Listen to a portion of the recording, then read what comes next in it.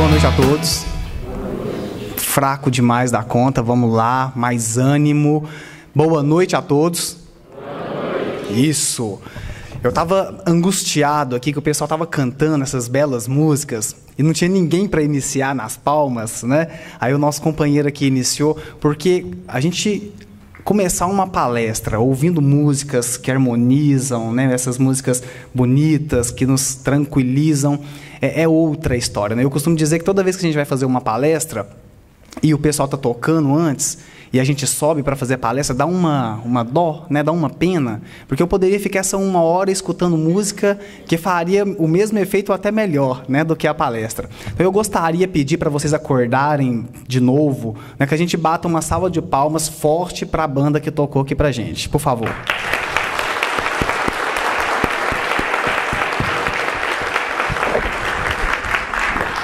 Muito bom, muito bom. Gente, meu nome é Tiago, né, como foi falado, eu sou lá de Divinópolis e é com alegria, é com prazer, é com muita satisfação que a gente recebeu, né, o convite do Adir, principalmente, de toda a equipe que está, né, organizando essa Semana Espírita aqui em Nova Serrana. E o tema que me foi sugerido, né, que me foi proposto para que a gente pudesse conversar um pouquinho, né, nessa nossa noite, é justamente uma fala de Jesus para os discípulos, onde ele diz que no mundo tereis aflições, né, mas tende bom ânimo, eu venci o mundo. Né, acho que dá uma vontade mesmo da gente falar, né, no mundo não tereis aflições. Eu acho que a nossa vontade era essa mesmo, de não ter aflição. Mas a promessa de Jesus não foi essa. E, na verdade, ele só veio desvelar algo que todos nós aqui já sabemos, né? Quem aqui não sofre? Quem aqui não tem aflição? Quem aqui não passa por bons bocados da vida, que às vezes até pensa em desistir, né? Mas a fala é: tereis aflições, mas tende bom ânimo, eu venci o mundo. Então vamos ver o que Jesus quis nos dizer com essa frase, né? Animadora, animadora. Pode parecer que não, num primeiro momento, mas sim, uma frase muito animadora para nós espíritos ligados a um planeta de provas e expiações. O tema geral da Semana Espírita de vocês, né, são chegados os tempos. Ontem o Zé Amaral, também de Divinópolis, esteve aqui, falou um pouco dos sinais dos tempos, né? E quando a gente ouve isso, né, são chegados os tempos, eu acho que para quem não é espírita, para quem não é familiarizado com a mensagem espírita, fica um pouco sem saber do que está se falando, né? Mas eu acho que todos nós percebemos que algo diferente está acontecendo na humanidade. Isso todos nós, independente de qual crença religiosa você venha, independente se você tem ou não uma crença religiosa, todos nós temos uma percepção, uma sensação de que transformações estão acontecendo na nossa humanidade. É esse momento de regeneração que nós estamos passando nesse exato instante.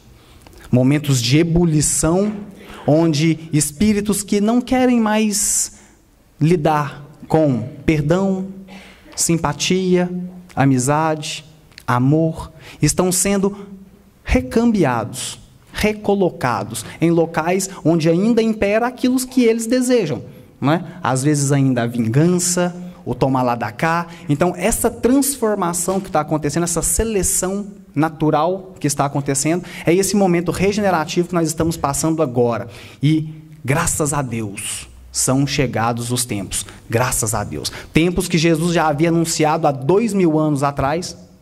Quando Jesus, por exemplo, vem e fala assim: o joio está junto com o trigo? Espera. Não tira agora. Deixa crescer junto. Por que tem que deixar crescer juntos? Porque não dá para diferenciar, e o espírito, ele precisa de tempo para ele revelar realmente a que veio. O espírito necessita de tempo para mostrar o que ele tem por dentro. Tem muita gente, tem muito espírito que acha que é trigo. O que mais tem é espírito que acha que é trigo, mas é um baita de um joio. Quando ele vem se revelar realmente o que ele tem por dentro, é joio. E tem espírito que às vezes acha que é joio, humilde, e é um baita de um trigo. Então nós temos que dar tempo para que o espírito aos poucos vá se revelando. É por isso que ele diz: não tire agora, não arranque agora, deixa crescer junto. E esse crescer juntos, deixa eu contar para vocês quanto tempo que isso durou e está durando. 2000 anos, desde quando Ele nos revelou. Esse crescer juntos. Esse crescer juntos significa o seguinte: a espiritualidade, ela nos dá tempo para que a gente possa trabalhar as nossas imperfeições. É por isso que todos nós aqui, quando a gente reencarna, nós viemos com um ou outro ponto central na nossa existência para ser trabalhado. Um ou outro ponto central. Porque a espiritualidade, ela não deixa a gente vir para tentar nos melhorar de uma vez por todas e melhorar 10 imperfeições de uma vez só, numa existência. Não é assim que funciona. Às vezes você vem com um ponto nodal para ser trabalhado naquela existência. E eu falo uma coisa para vocês. Todos nós aqui sabemos qual é o nosso ponto central. Se você for fazer uma reflexão, todos nós sabemos qual é a principal imperfeição que nós trazemos e que precisa ser trabalhada. E a espiritualidade nos dá uma dica, né? Eles já sabendo que nós sabemos, mas mesmo assim eles nos dão uma dica. Eles falam o seguinte: quer saber qual é o seu ponto principal que você precisa trabalhar na sua existência? Fácil. É só você olhar aquele assunto que é recorrente nas suas preces. O que você mais pede para Deus nas suas preces, geralmente é onde você mais errou. O que você mais pede, que é o que você não tem hoje, geralmente é onde você mais errou nas suas existências passadas. Então, exemplo, só para isso ficar claro, a menina ou o menino tem uma questão, uma relação amorosa, né? E na prece dela, o que surge é o seguinte: Pai, nossa, me envia alguém bacana, né? Pelo amor de Deus, me manda alguém, né, fiel, sincero, amigo. Então, às vezes, o tema recorrente das suas preces é que você tenha alguém bacana do seu lado. Aí, na hora que você senta lá na sua cama, e você começa a fazer as preces, na hora que você vira e começa a falar assim: Pai, e põe a mãozinha posta, o seu mentor espiritual, ele já para do seu lado, ele já olha e fala assim: ih, mas lá vem ela com a mesma conversa. Nossa, mas gente, já está 5 existências falando da mesma coisa. Fica girando em torno do mesmo assunto. Às vezes a gente não sai do mesmo assunto. E a gente fica nessa, existência após existência. Então nós viemos aqui, nós reencarnamos com 1 ou 2 pontos centrais. Isso aconteceu durante 2000 anos, por misericórdia divina. Só que o que acontece? Na hora que chega num período de transição planetária, na hora que chega num período de regeneração, já não tem mais tempo de você trabalhar imperfeição por imperfeição. Já não há mais tempo. Aí você vem, e você vem com 10, 15 imperfeições para serem trabalhadas. Porque isso acontecia lá atrás. Nós vínhamos para trabalhar uma imperfeição e a gente voltava com 15. A gente entrava na carne com uma para ser trabalhada, voltava com 10, 15. Então hoje nós viemos, e esse momento a gente acha, nós temos essa falsa percepção de que a violência está aumentando, nós temos essa falsa percepção de que a desumanidade está aumentando nas pessoas, mas é uma falsa percepção, porque na verdade agora nós estamos vindo para trabalhar praticamente todas as imperfeições que temos, que já tínhamos antes, mas antes elas ficavam submersas, elas não apareciam. E agora nós estamos tendo que trabalhá-las. E na hora que você tem que trabalhar todas ao mesmo tempo, existe uma revolta do espírito. Tanto que um dos sinais dos tempos, né, o Zé deve ter tocado nesse assunto ontem, um dos sinais dos tempos é justamente a rebeldia, a revolta do espírito que não deseja se melhorar frente às imperfeições e ao sofrimento que ele encontra na vida. Então ele se revolta. Ele se revolta. E nós nos revoltamos porque nós temos dificuldade de compreender essa frase de Jesus. Porque ele vira para a gente e fala assim: no mundo tereis aflições. Ele não fala assim: meu amigo, se você viver assim, assim, assado, você não vai ter aflição. Não é essa a fala dele. A fala dele é certeira. Você vai ter aflição. Independente de como você vive. Independente de como você acha. Ah, Tiago, mas eu sou amoroso, eu perdoo, eu amo, eu vou ter aflição? Vai. Vai. Porque a fala é: você terá aflição. E as nossas aflições, a questão aqui é diferenciar o seguinte: qual a causa das nossas aflições? Basicamente, nós temos 2 causas. Lógico que eu estou generalizando bastante, mas nós temos 2 grandes causas das aflições. Um grupo, a causa das nossas aflições, consequência simples e pura das nossas imperfeições, das mazelas que trazemos, das expiações que passamos. E o outro grupo, a aflição que ele sente é decorrente da resistência daqueles que ainda não querem ser iluminados ao entrar em contato com o seu exemplo.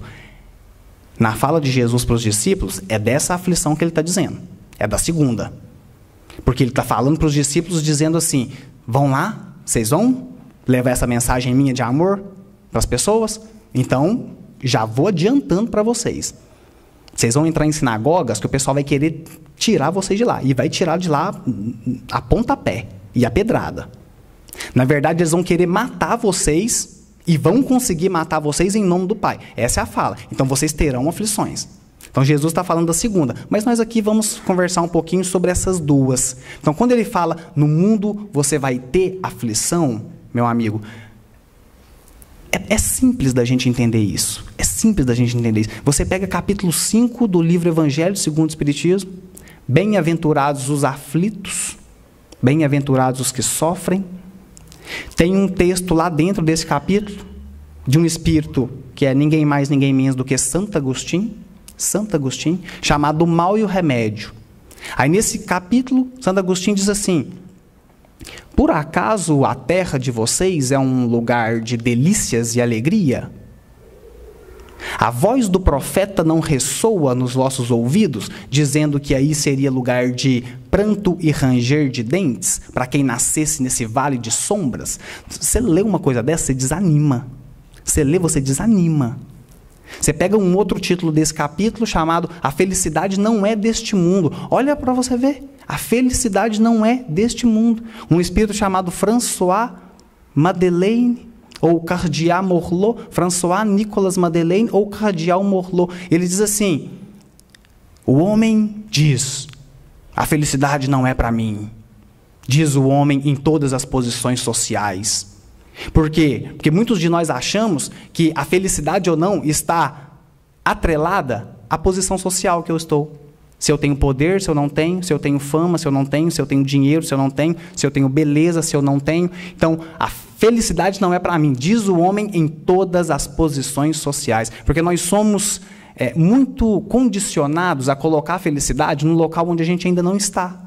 Não, no dia que eu conquistar isso aqui, aí sim eu serei feliz. No dia que eu terminar a faculdade, aí sim a vida começa e eu serei feliz.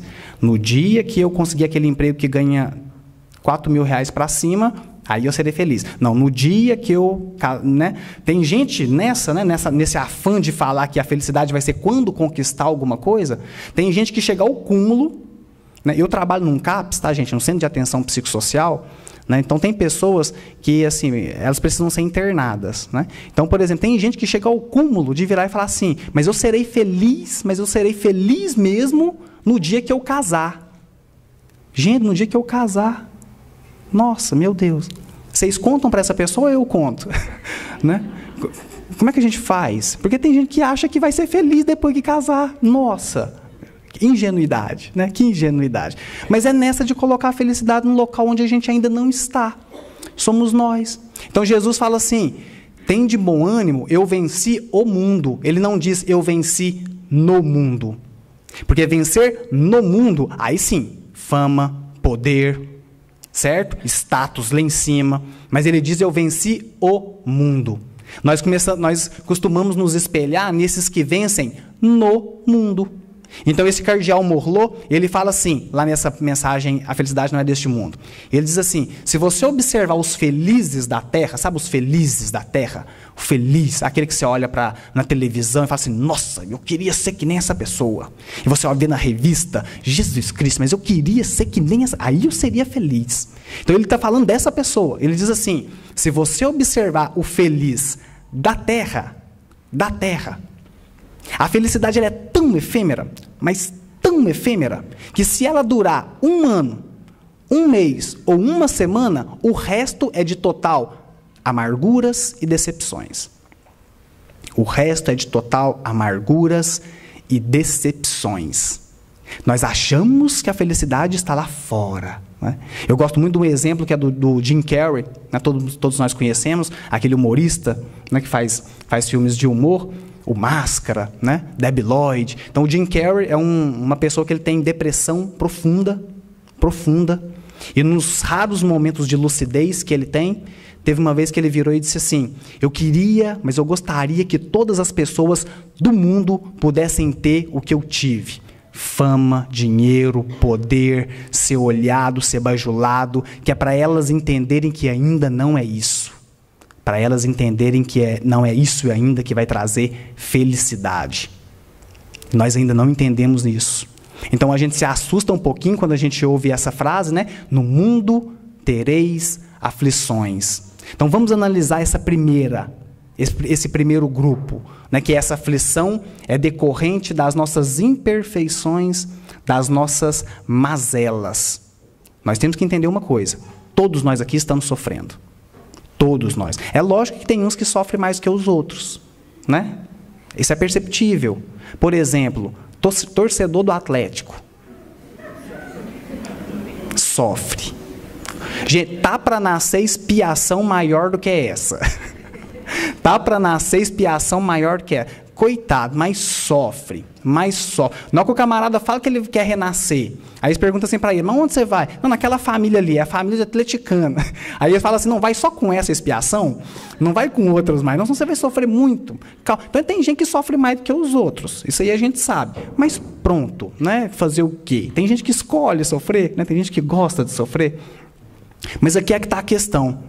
Quando a gente vai analisar esse primeiro grupo, que é aqueles que sofrem devido às imperfeições que trazem, nós temos que entender o seguinte: o nosso orgulho e a nossa vaidade precisa ser ferido.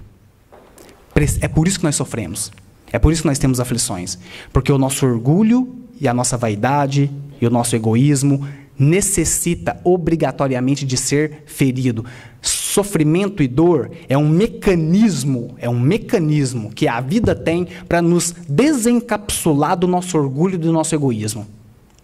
O processo de desencapsular do orgulho e do egoísmo, nós traduzimos como sendo dor e sofrimento.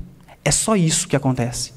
É só isso que acontece. É o sujeito saindo de uma posição cômoda que ele enxerga ele mesmo, e para isso ele traduz como se estivesse passando por um momento de dor, por um momento sofrido. E todos nós precisamos de passar por esses momentos, e todos nós passaremos por esses momentos. Se eles ainda não chegaram na sua vida, calma. Calma, não estou rogando praga, mas vai chegar. Porque todos nós temos que passar por esses momentos. Vocês lembram do Jerônimo Mendonça? Eu gosto muito do exemplo do Jerônimo Mendonça, porque isso fica bem claro nesses momentos. E quando eles chegam, aí é que está a questão. Quando esse momento de dor e sofrimento chega, você é daqueles que se revolta contra Deus? Eu não merecia estar passando por isso? Não, eu passar por uma questão de... Não, eu já entendi tanta coisa nessa vida, por que eu estou passando por isso? Você é aquele que revolta, que questiona? Ou você é aquele que já aprendeu a abençoar os momentos de dor e sofrimento que lhe chegam? Porque aquele que aprende a abençoar os momentos de dor e sofrimento, significa que ele já está em reconciliação consigo mesmo. Significa que ele já está em reconciliação com a sua própria consciência. Então eu gosto do exemplo do Jerônimo Mendonça, porque vem traduzir isso de uma forma clara para a gente. Jerônimo Mendonça foi aquele homem que ficou conhecido como gigante deitado. Há mais ou menos aos 19, 20 anos, ele apresentou uma artrose severa e ele foi para a cama, ficou muitos anos na cama, fazia palestras no Brasil inteiro, mesmo acamado. O pessoal colocava ele, a maca, dentro da Kombi e viajava o Brasil inteiro. Jerônimo Mendonça fazia palestra no Brasil inteiro. Antes de ir para a cama, Jerônimo Mendonça, ele andava normal, tranquilo, tinha uma vida tranquila, e ele tinha um hábito interessante, que ele chegava em frente ao espelho, e ele olhava em frente do espelho, arrumava o cabelinho, e dizia assim: ei, Tarzan, hoje o bicho vai pegar. Aí ele saía. Isso ali na adolescência, 17, 18 anos. Aí ele chegava em frente ao espelho, ele era muito tímido, só ele sabia disso. Então ele chegava em frente ao espelho: ei, Tarzan, hoje você vai arrasar. E ia para a noite. Aí, aos 19 anos, começou a sentir as dores da artrose, foi aumentando. Certa vez ele procurou a casa espírita. Ele chegou na casa espírita, sentou lá no finalzinho, na última cadeira. Está lá sentado, vendo aquela palestra. Aí, na época, ainda havia um hábito nas casas espíritas de ter psicografia durante as reuniões.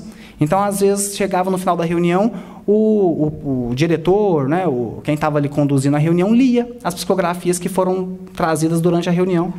Aí, o médium levantou, pegou a mensagem, disse assim, gente, tem uma mensagem aqui que ela é um pouco estranha, mas confirmei com o espírito pediu para ler. Então, vou ler. Aí, a mensagem começou assim, Ê, Tarzan. Aí, já começou a achar estranho. Aí, a mensagem falava assim, segura no cipó da fé que você está prestes a embrenhar na selva do sofrimento. Jerônimo Mendonça ouviu aquilo.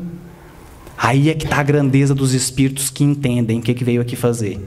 Porque na hora que ele escutou aquilo, você acha que ele levantou e falou assim, esse negócio não é para mim não. E foi embora e virou as costas? Não. Ele levantou, estufou o peito e disse assim, é para mim? Sou eu que tenho que passar por isso? Essa aflição é minha? Então vamos embora. Se é para mim, deixa eu matar no peito porque é para mim. E não questiona. Espírito superior não questiona. Arregaça as mangas e vai embora. Se tiver que passar pela dor, se tiver que passar pelo sofrimento, passa dando o exemplo. Então sempre levou uma vida de uma espiritualidade bacana. Sempre levou uma vida espirituoso, né? Sempre tirava com humor as questões que lhe aconteciam. Certa vez ele estava no cinema, ele gostava muito de ir para todos os lugares, os amigos dele levavam ele estava no cinema, colocaram a maca dele assim no cantinho, estava lá assistindo o filme, de repente passa uma mulher naquele escuro do cinema e mete o pé na maca, e a mulher já olha para ele e começa a xingar, mas pelo amor de Deus, onde é que eu vou nessa cidade, está isso aleijadinho?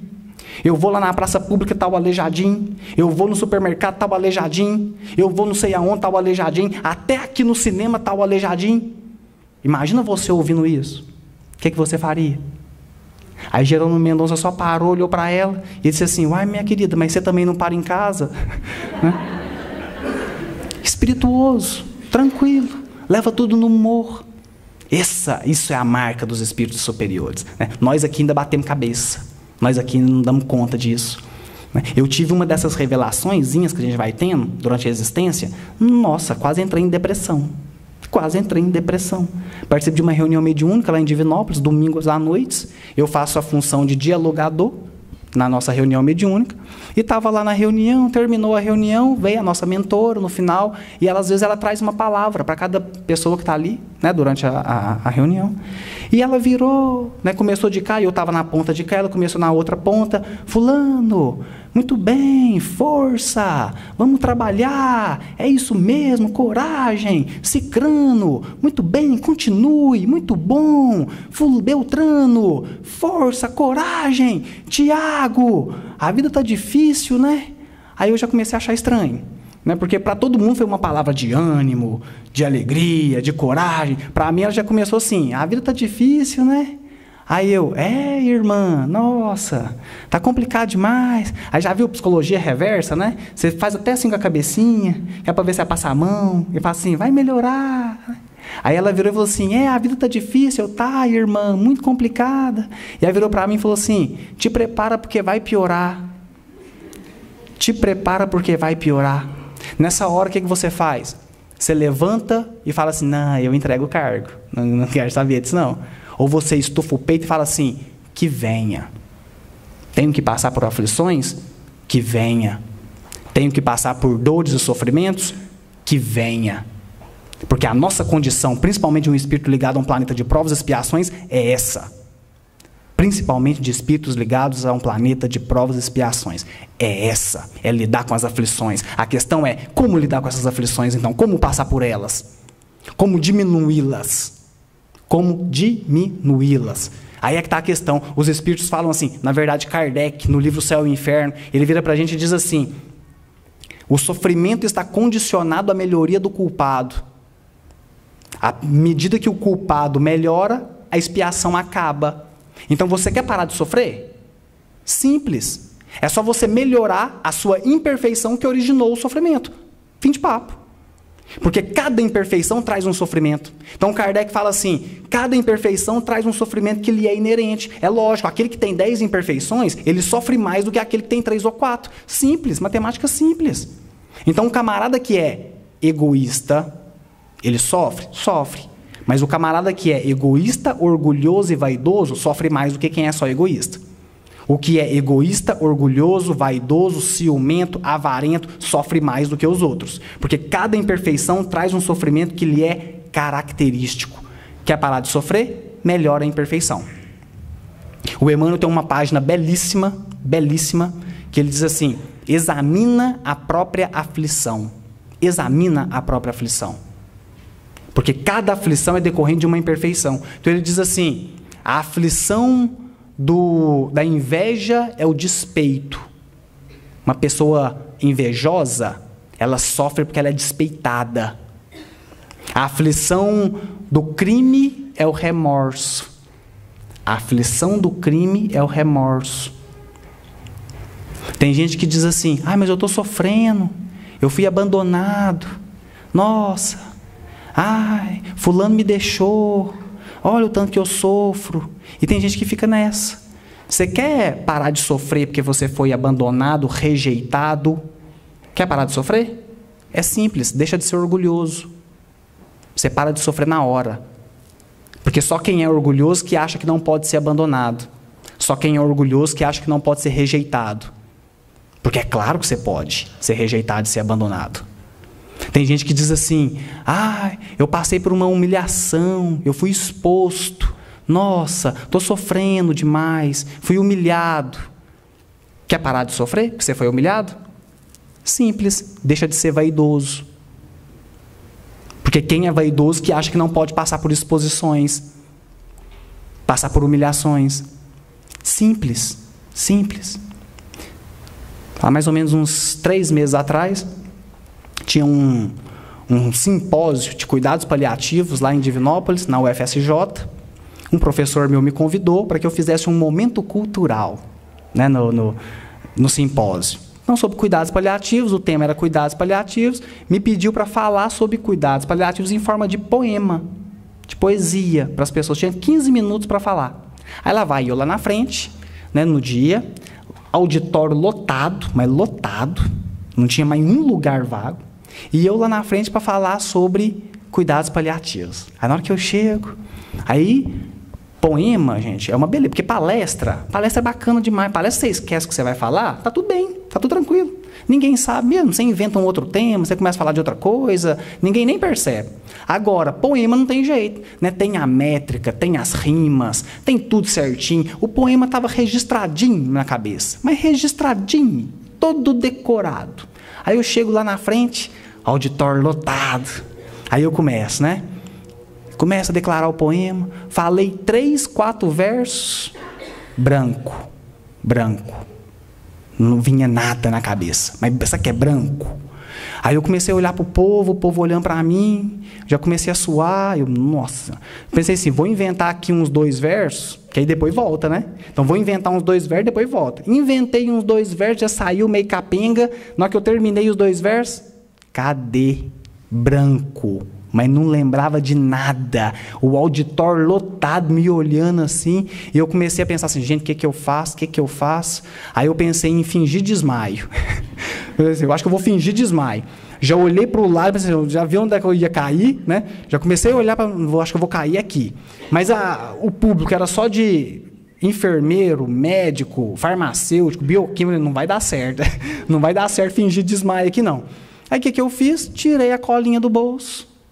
Abri o papelinho e li o restante do poema. Li o poema inteiro.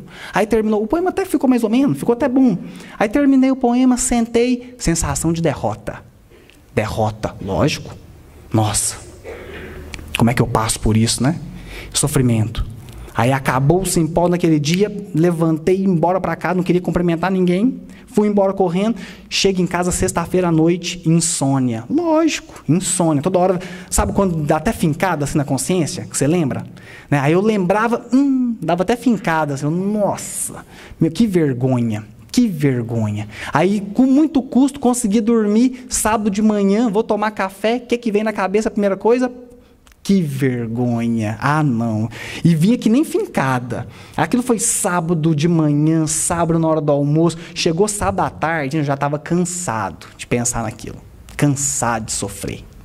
Aí, na hora que eu estava cansado de sofrer, eu lembrei de uma coisa que eu mesmo digo. Que é o seguinte: quer parar de sofrer porque você se sentiu humilhado?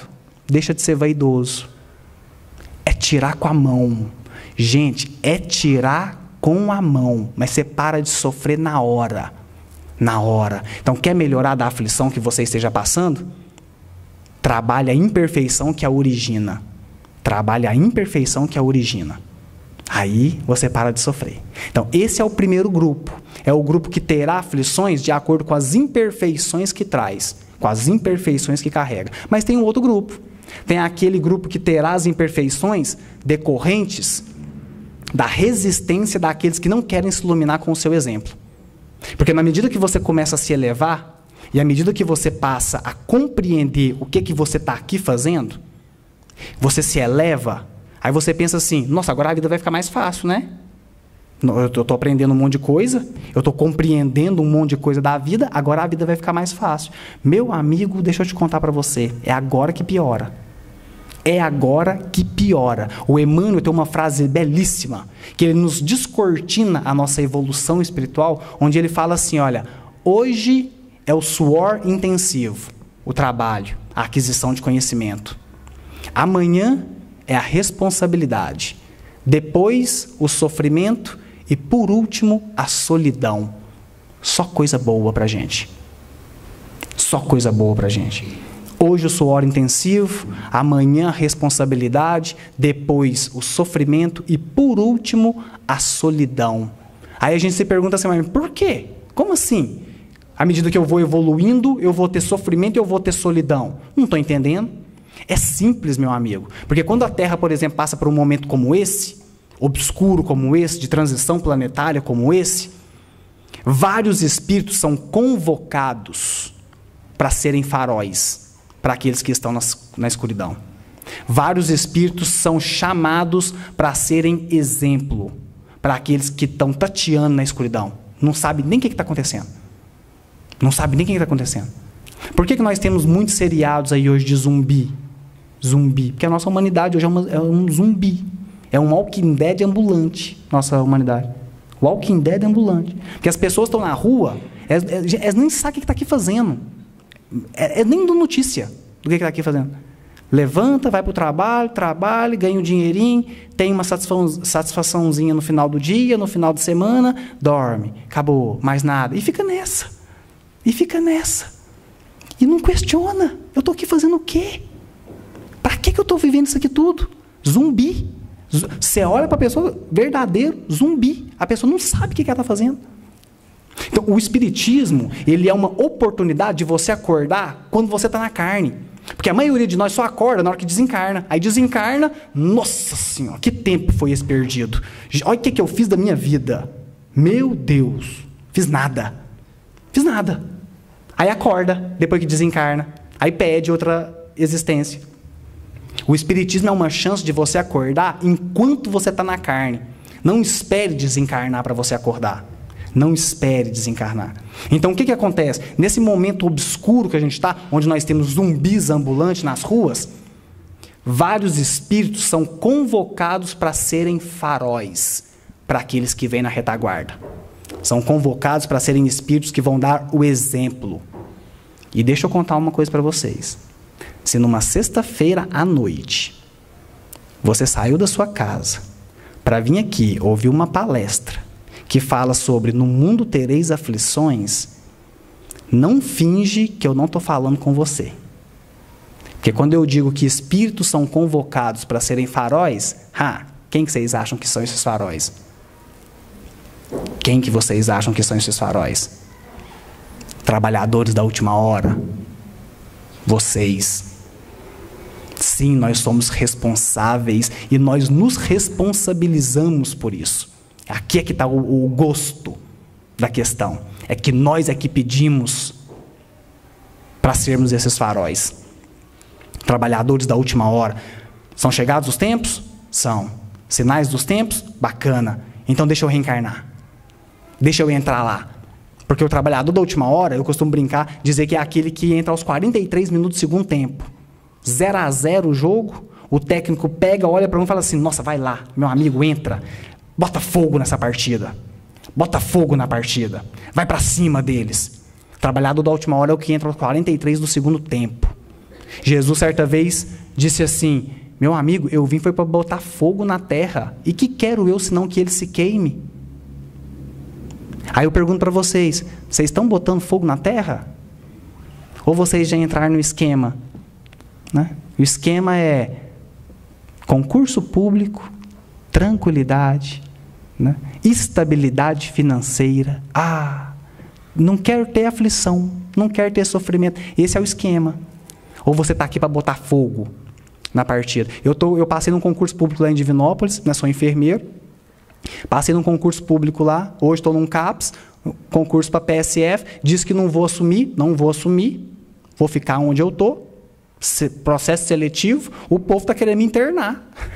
Você não vai assumir concurso público? Como assim você não vai assumir concurso público? Não vou. E daí? Os espíritos viram para o Kardec e dizem assim, a maior parte da infelicidade do homem é porque ele se coloca a fazer aquilo do qual ele não tem aptidão. Porque ele se coloca a fazer aquilo no qual ele não tem aptidão. Mas não, em busca dos valores do mundo, nós nos colocamos a fazer coisas que nós não gostamos. Aí nós entramos para o esquema. Nós estamos aqui para botar fogo na terra. Nós somos chamados para isso. Só que aqui nós temos uma linha que é muito tênue e que às vezes a gente cai nela, que é o seguinte, quando você é chamado para ser exemplo, a maior parte de nós cai numa questão que é a seguinte, sim, nós somos chamados para ser esse farol, só que às vezes nós nos investimos de privilégios do qual nós ainda não merecemos. Então a gente repete, por exemplo, os fariseus, e a gente passa a ser um fariseu moderno, porque a gente acha que o exemplo é o exemplo da austeridade, o exemplo da rigidez, o exemplo da moralidade, ser moralista. E não é esse o exemplo. Não é esse o exemplo. Então você tem as condições, você está sendo chamado para isso, só que você não quer. Você vira e fala assim, não, então eu tenho privilégios.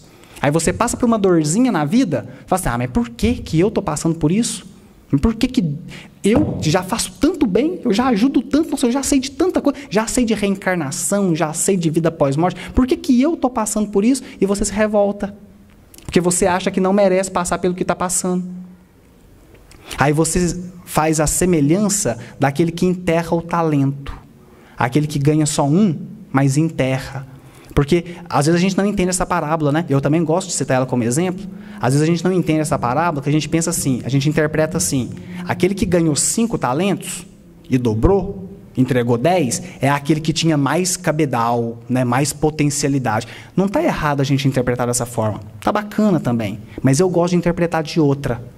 Porque nós temos um senso de justiça que é interno ao ser humano. Nós gostamos de dar mais para aquele que tem menos. Nós fazemos isso no dia a dia. Aquele que tem menos, eu dou mais. Agora, aquele que tem mais capacidade, eu dou menos. Já que ele tem maior capacidade, eu dou menos. Né? Aí eu gosto de citar o exemplo da final da Copa do Mundo. Final da Copa do Mundo 2018. Alguém lembra quem foi que jogou?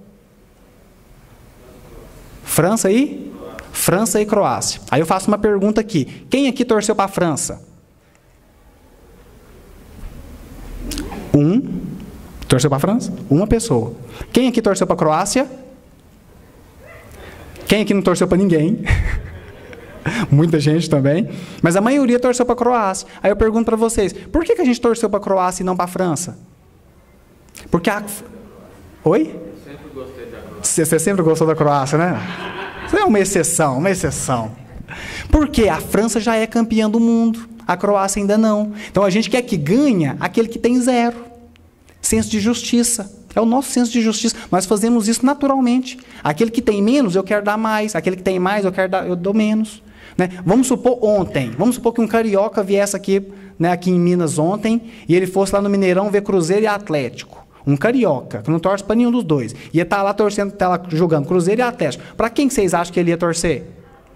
Para o Atlético, lógico, que é o piorzinho dos dois, né? Então ele ia torcer para o Atlético, é lógico, que é o pior dos dois times. Por quê? Para tentar fazer um balanço, que é para tentar fazer um senso de justiça. Então, aquele que ganha 5 talentos na parábola é aquele que pode menos, porque é um senso de equilíbrio aqui. E aquele que ganha só 1 talento é o que pode mais. É o que pode mais. Então, às vezes, nós podemos, porque nós viemos com esse intuito, com esse objetivo, só que a gente ganha 1 talento. Aí, na hora que a gente chega aqui, a gente se revolta. Aí a gente enterra. A semelhança daquele que tem mais potencialidade, mas não quer usufruir dela, nós enterramos os nossos talentos. E nós perdemos uma oportunidade maravilhosa de ser farol para aqueles que estão tateando no escuro, para os zumbis que estão lá fora. Nós perdemos essa oportunidade. Então nós somos chamados a ser esse exemplo. E ser esse exemplo, meu amigo, que não é esse exemplo da rigidez, do fariseu moderno, é esse exemplo, hoje o exemplo é do carinho, do afeto, do perdão, do amor. Aí eu pergunto para você, você vai ser exemplo do perdão, por exemplo. Você sai do mundo espiritual e você vai ser exemplo para aqueles que ainda não sabem perdoar. Aí você vai ser uma pessoa que vai ensinar para eles perdoar. Aí eu te pergunto, como é que você vai ensinar alguém a perdoar? Como que você acha que você vai ensinar alguém a perdoar? Você acha que você vai subir num palanque e fazer uma palestra de 1 hora para essa pessoa, do que é o perdão? E ela vai aprender a perdoar? Sem chance, meu amigo. Sem chance. Sabe como é que você vai ensinar o outro a perdoar? Se você assumir essa sua posição de farol, você vai ter que passar por situações das quais lhe sejam exigido o perdão. Então você vai ser traído, você vai ser abandonado, você vai ser ironizado. Não adianta você achar que eu estou rogando praga de novo, não. Não estou, porque é isso que acontece conosco. Você vai passar por essas situações, por quê? Porque você foi chamado a ser aquele que ensina o perdão. É simples de compreender. É simples de compreender. A gente pega, por exemplo, um espírito chamado Paulo de Tarso. E você vai aprender com o exemplo de Paulo de Tarso. Paulo de Tarso, certa vez ele foi preso lá em Jerusalém, ele volta, estava lá em Roma, Tiago chama Paulo, Paulo volta, né? É engraçado, é interessante quando ele recebe essa carta, né? Ele recebe a carta de Tiago, Paulo e Tiago não se davam bem, os dois não se davam bem, e daqui a pouco Paulo recebe uma carta de Tiago, chamando ele para voltar. Não, Tiago, os judeus estão querendo acabar com a gente aqui, vem cá, volta, me ajuda aqui. Aí Paulo olha aquela carta, não, Tiago, o que eu tenho com o Tiago? Não quero nem saber disso. E deixa a carta para lá. Mas daqui a pouco a consciência começa a pesar, a consciência começa a chamar a responsabilidade. Aí ele faz algo que era característico daquela época, algo que nós hoje também fazemos, que é pegar um pergaminho e abrir. Ou pegar um livro e abrir numa página aleatória, né, para ver o que sai. Aí Paulo fez isso, ele pegou o pergaminho, abriu. Aí qual parte que caiu? Reconcilia-te depressa com o teu adversário, enquanto estás a caminho com ele. Aí a gente pensa assim, se fosse comigo, lógico, eu fecharia o pergaminho e falaria, não, esse aqui não valeu, vou tirar outra. Né? Não, meu amigo, espírito superior não tem dessa. Arrumou a trouxinha dele e voltou para Jerusalém. Chegou em Jerusalém, foi fazer o voto de Nazireu, né, onde tinha que ir quase que 7 dias no templo e fazer vários jejuns com outras pessoas. Lá no 3º, 4º dia, os judeus falaram assim, esse homem vai fazer mesmo. Eles acharam que ele não ia cumprir, foram lá e prenderam Paulo. Prenderam Paulo em Jerusalém. Tiago descobre que estão fazendo um motim para entrar dentro da prisão e matar ele. Tiago vai lá e conta isso para as autoridades. Aí eles pegam Paulo, sai de Jerusalém e leva ele para Cesareia de Filipe. Deixa eu contar uma coisa para vocês. Quando a gente vê aí na televisão, né, cobrindo, vai levar um preso de Bangu para não sei onde, aí aquele monte de carro de polícia, a gente pensa assim, né, não, mas para que estudo, né, bobagem. Quando eles foram levar Paulo de Tarso, um prisioneiro, de Jerusalém para Cesareia de Filipe, eles gastaram 400 homens. 400 homens foram fazendo a escolta de Paulo de Tarso entre Jerusalém e Cesareia de Filipe. 123 quilômetros entre uma cidade e outra. Só para a gente ver a importância que o homem tinha naquela época. E o pessoal querendo matar ele de tudo quanto é jeito. Paulo foi para Cesareia de Filipe, chega lá, ficou preso 2 anos. Injustamente. Preso 2. A gente acha que só vai preso, né? Se foi preso é porque fez alguma coisa. Não. Paulo ficou preso 2 anos. Injustamente. Aí quando ele estava preso, ele escrevia cartas para as pessoas, para as comunidades. Aí ele mandou uma carta para os filipenses, uma carta belíssima, onde ele vira para os filipenses e diz assim: meus amigos, isso aqui que está acontecendo comigo é para servir de exemplo para vocês. Fiquem firmes na fé e no ânimo. Porque se vocês ainda fizerem direitinho, talvez um dia vocês ainda possam ser presos que nem eu. Ainda tiro uma onda ainda. Se vocês fizerem direitinho, talvez vocês ainda vão ser presos que nem eu. Mas isso aqui aconteceu comigo para servir de motivação para vocês. E num determinado momento ele vira e diz assim: porque para vós foi dado não somente o privilégio de crer no Cristo, mas também de padecer por Ele. Quê? Não, repete. Para vós foi dado o direito não somente de crer no Cristo, mas também de padecer por Ele. Espera lá, padecer pelo Cristo é um privilégio? É um direito? É.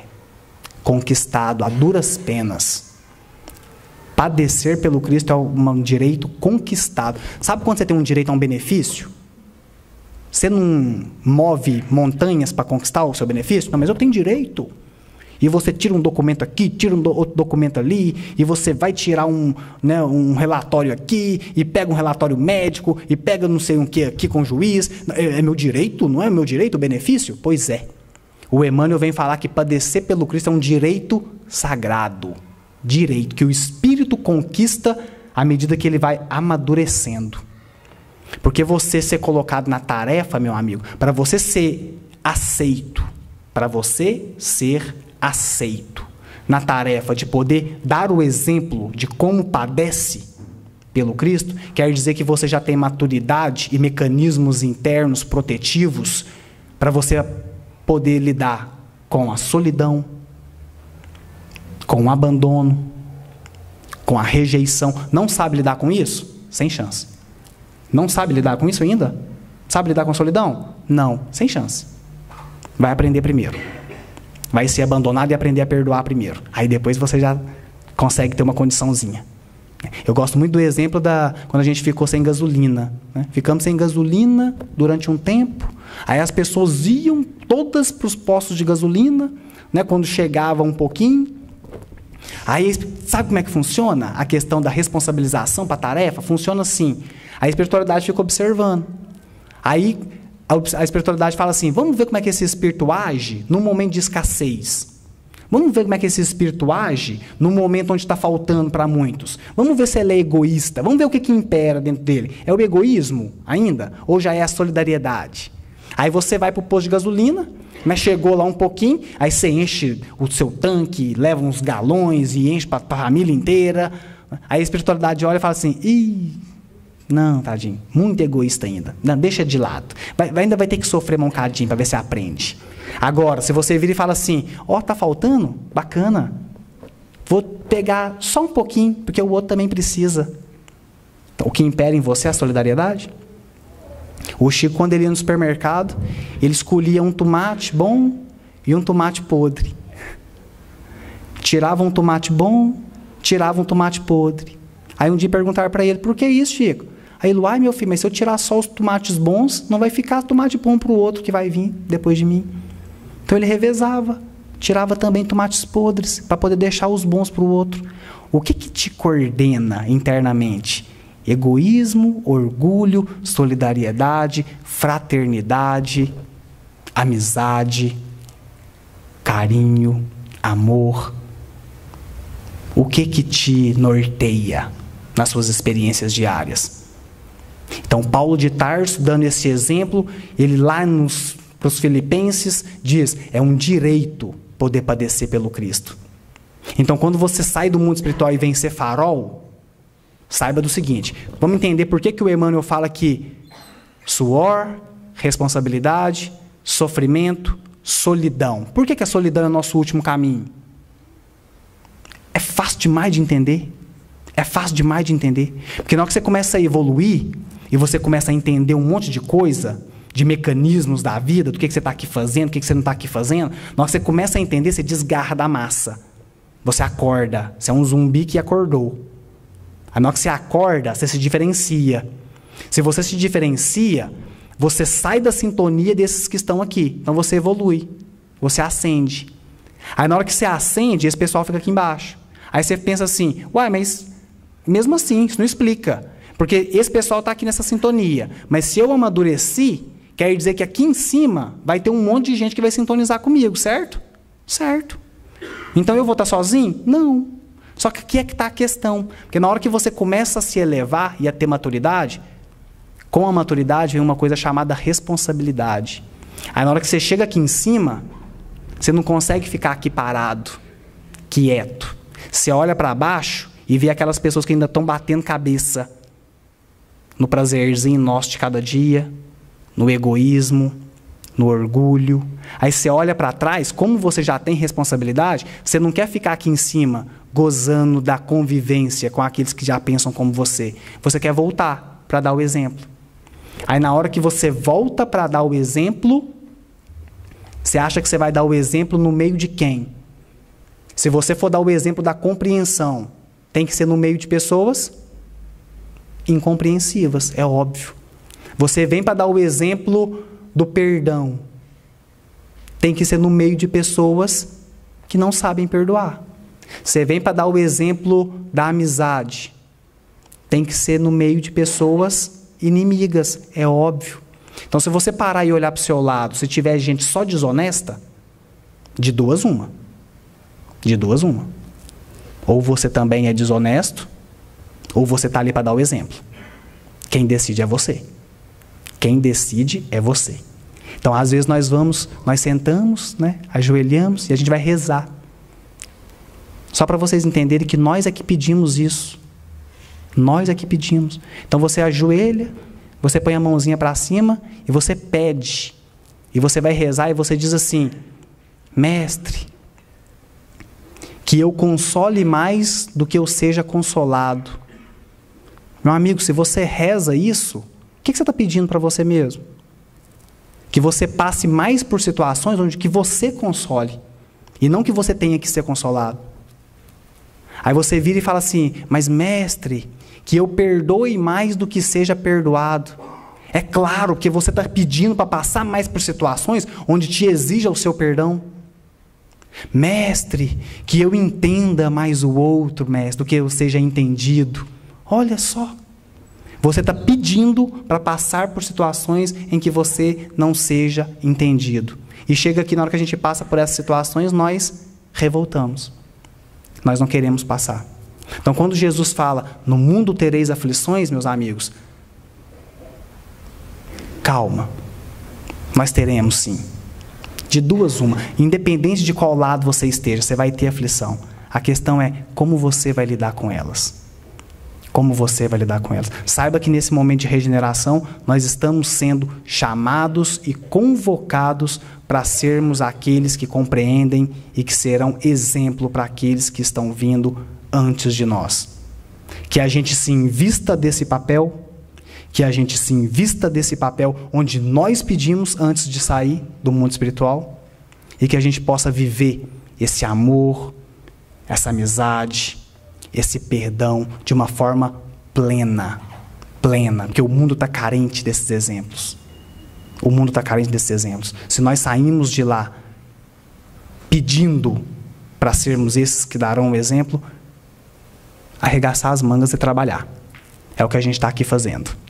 Então, para terminar, eu gostaria que, já que nós pedimos, né, essas questões, já que nós pedimos para consolar e não ser consolado, já que nós pedimos para ser aquele que vem trazer o amor onde há o ódio, já que nós pedimos para ser aquele que vem trazer a luz onde há as trevas, né, eu vou terminar com essa oração.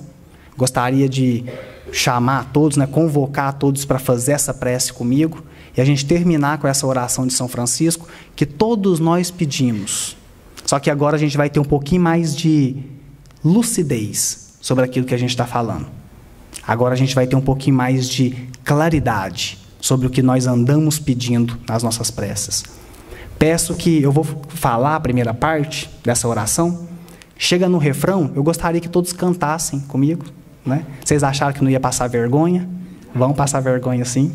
Então, gostaria que quando chegasse no refrão, a gente cantasse junto o refrão dessa música, que todos conhecem.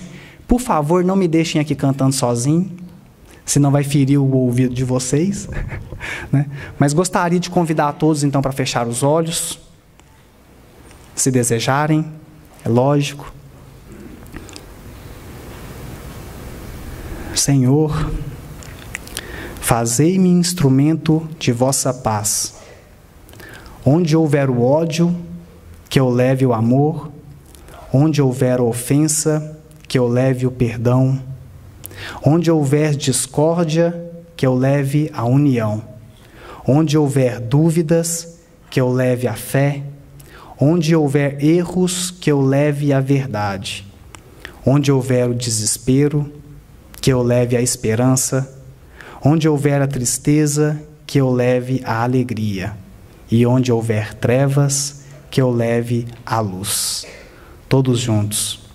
Ó Mestre, fazei que eu procure mais consolar que ser consolado, compreender que ser compreendido, amar que ser amado, pois é dando que se recebe, é perdoando que se é perdoado, e é morrendo que se vive para a vida eterna. Desejo uma ótima vida de muitas aflições para vocês. Boa noite.